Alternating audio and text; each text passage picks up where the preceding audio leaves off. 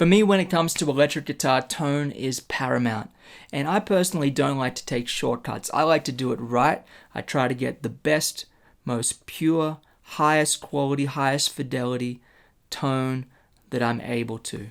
So in this video, I'm going to show you exactly how I like to do that.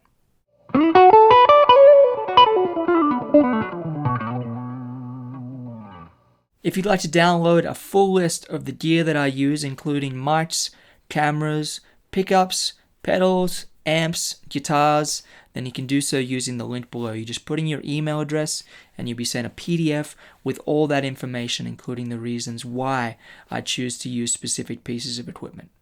So let's talk about guitars. So when I would go to a session in Nashville, I'd often take a Telecaster, a Stratocaster, and a Gretsch. And sometimes I'd also take like a Gibson if it was more of a jazz type thing, like an archtop, that is.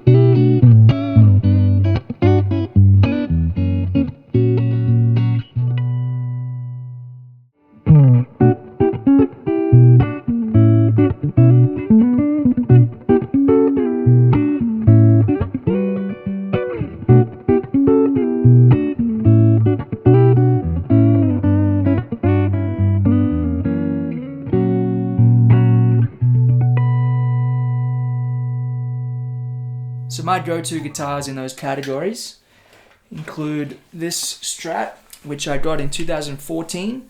I played a gig at the Fender factory and they built me this guitar to thank me for doing the gig. It's based on a 63 Strat and the pickups are made by Mick Brearley in Australia. And it's got a really nice chunky neck, which is my preference for all guitars, to be honest. I really like fat necks. This guitar is based on a 1953 Telecaster. It's got an ash body, maple neck, really nice fretwork, and the pickups are from Ron Ellis. So it's just a pretty traditional Telecaster. And Ron Ellis's pickups really make it speak in a beautiful way. This is a Gibson Jazz Box that I use a lot. It's an ES-175 from 1953, maybe 1954.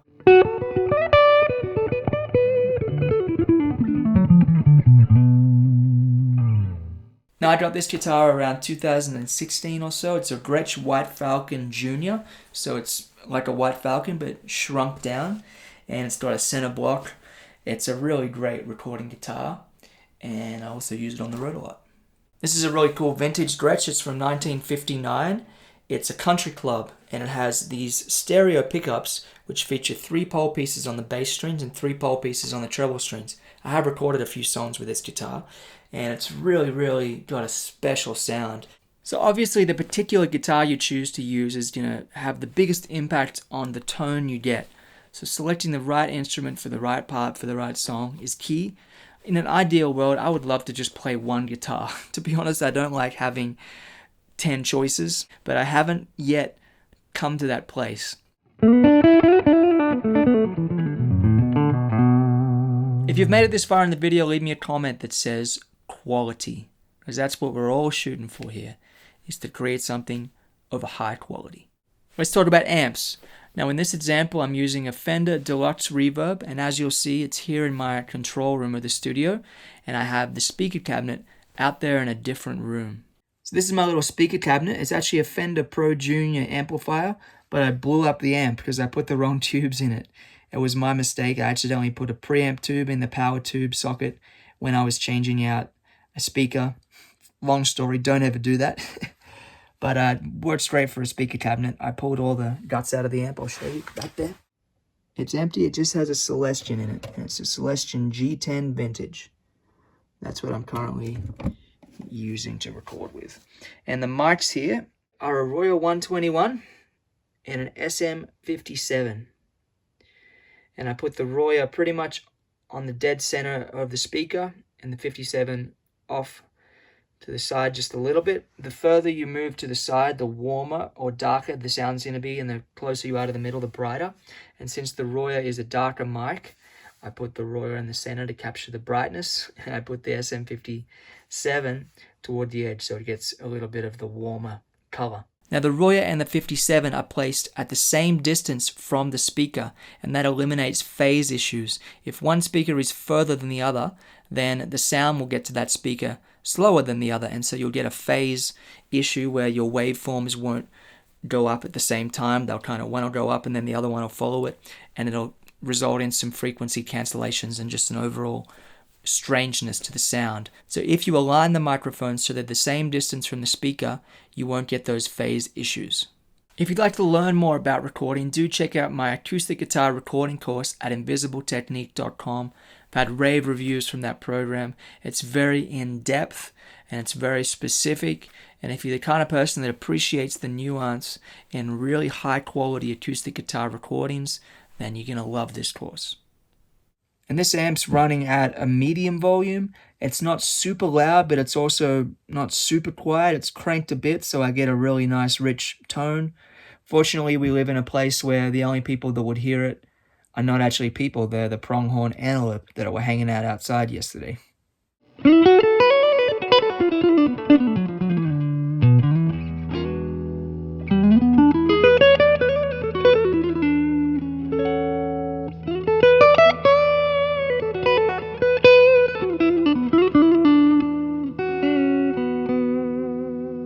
In years gone by, many of the great recordings were made with very small amplifiers like a Champ or a Deluxe.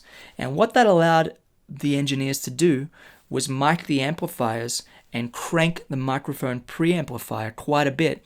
So the preamp would give some grit in addition to the amp giving some grit. So probably my favorite electric guitar mic preamp is this Chandler TG2. It's made as a kind of recreation of the EMI consoles from back in the day, and it has a really cool feature which allows me to sum the Royer and the 57 channels, because it's a 2-channel preamp, it down to 1 channel. So I can just send 1 channel to my interface, which is a combination of the Royer and the 57. So I get the weight from the Royer and the clarity and bite from the 57. And it has this output knob that allows me to turn down the output gain and turn up the input gain so I get more saturation from the preamp. And so you can kind of get a lot of tonal variety from the preamp itself. And it's really an incredible sounding unit. I also have this Bryston that I use for acoustic recording, and it has a great tone. And for an interface, I use the Universal Audio Apollo 16, but I don't use the ins or the outs of that at all. In fact, I just use it for the interface.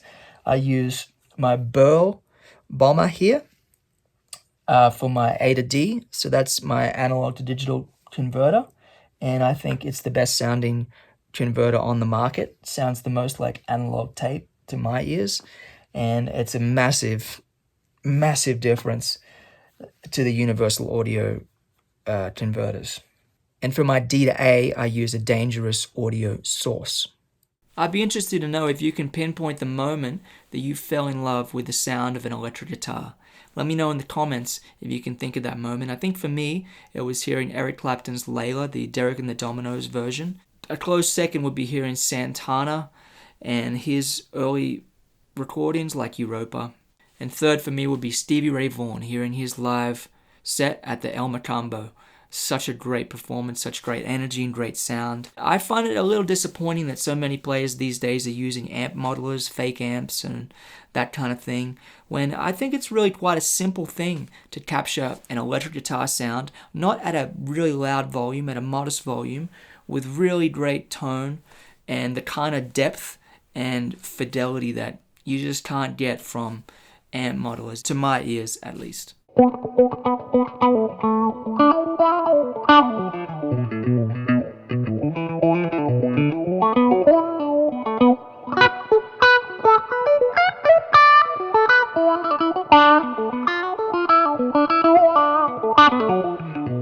As for is what I'm using. Basically a tuner into a wah-wah.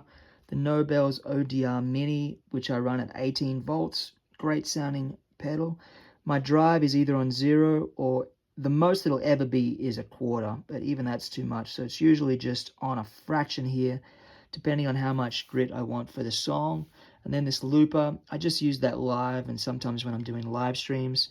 And the reverb I'll use sometimes, not with the deluxe reverb because they use the reverb in the amp. But if I'm using like a Tweed Deluxe or a Champ or something, sometimes I'll use this Hall of Fame mini reverb from TC with one knob. That's what I like about it. Okay, I'll give you a glance into my Pro Tools session here. This is for Evil Ways, which I just recorded and posted on YouTube. You can watch that video if you'd like. Now, sometimes I'll take a lot of takes to get one that I like, and sometimes I'll just take a lot of takes just for the fun of it. And in this performance, I took 50 takes.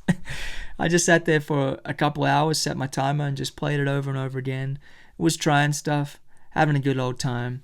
As you can see, I used a few different takes from a few different performances. And these are the effects I was using. So, on my electric guitar, I have a couple of color effects. I have this Neve 1073 that I'm really just using for a high pass at 80 Hertz. That's really all that's going on with that plugin, and it also does color the sound a little bit. I'm using a Studer A800 plugin. These are UAD plugins. Always turn the noise off so you don't have noise going. But this is just a nice little bit of tape saturation. It's very subtle. I'm not hooked in to play you comparisons of what it sounds like with the plugin and without. I don't have a lot of time to make this video, but I'm just giving you a quick run through of what I am doing in this song at least. And for reverb, I have a little bit of the amp reverb going, but I wanted a little more, so I'm using Altiverb, and I'm using the EMT 140 plate setting within Altiverb. I've used so many different reverb plugins, and I have a lot of them, but boy, when I bought Altiverb, which is expensive, it's like $500, I bought it and it replaced all the other plugins that I had got over the years in terms of reverb plugins. So it's become the only reverb plugin I use nowadays. And I put a little EQ on the reverb so I don't have the super high highs or the super low lows going. It's just kind of the reverb itself is coming back in this kind of nice mid-range warmth. Another really cool effect I use is the Roland Dimension D, which is like a chorusing effect. And it just gives kind of a little bit of spread. It helps the guitar sound wider. As you can see, I just have one mono guitar signal here, and it's a combination of the Royer and the 57 going through the Chandler, coming into my Burl converters. Really beautiful tone. And on my mix bus here, I have a few different plugins. I'll just show you what's going on there, just in case you were wondering. I have a high pass at 30 Hertz. I have this Neve 33609 plugin that's barely kissing the meter, set to this 100 millisecond release time. I have a Fairchild plugin that's barely acting with any compression at all, but it imparts a weight and a coloration to the sound that I liked. I use this EQP1A that's actually pretty drastically boosting here at both 12 kilohertz and 100 hertz. So it's creating a bit of a smiley face curve. And I'm using this Bax EQ, which is a dangerous audio. I'm using a plugin setting preset called Right On Master Midside. So it's kind of like it's a mid-side processing plugin. I use this Infected Mushroom Pusher. Sounds funny. I got this idea from Jakia King, who's one of my favorite mix engineers and producer and a friend of mine. And he uses this, I saw in a video, and I thought I'd check it out. And it actually sounds really good. And then I have a limiter. And I'm limiting pretty hot on this song. It's going to minus 11 LUFS. But it's just a small amount of gain here. And this is the FabFilter Pro L2 limiter. So that's what's going on in the track. I hope you enjoyed this rundown of how I mix in Pro Tools. If you're enjoying this video, I dare say you will really enjoy my acoustic guitar recording course at invisibletechnique.com, which is my teaching platform. It's a very in-depth program that goes into a lot of very specific detail. And if you appreciate the nuance in really beautiful high quality acoustic guitar recordings, then I know you're going to love this course and find it to be very helpful. For a more modern sound, here is an Ernie Ball Music Man Valentine guitar. And this is similar to a Telecaster in some ways, but it does have a more modern sound to me. And I really do think it's a fantastic instrument. It's very well made. It plays beautifully. The Ernie Ball Music Man necks are really, really good. And the pickups also sound excellent. So it's a really cool guitar. It's got this beautiful finish on the neck. This is another guitar I use a lot. It's a Ibanez GB10 George Benson model. I have flat wound strings on it, and it's a killer guitar. This guitar sounds so great. I love playing it. I've been meaning to create a full electric guitar recording course for quite some time now, but I do have a few other projects in the works that require my more immediate focus, so that's going to be put in the back burner a little bit. But if you're interested in that course, do let me know, and I hope you enjoyed this video in the meantime.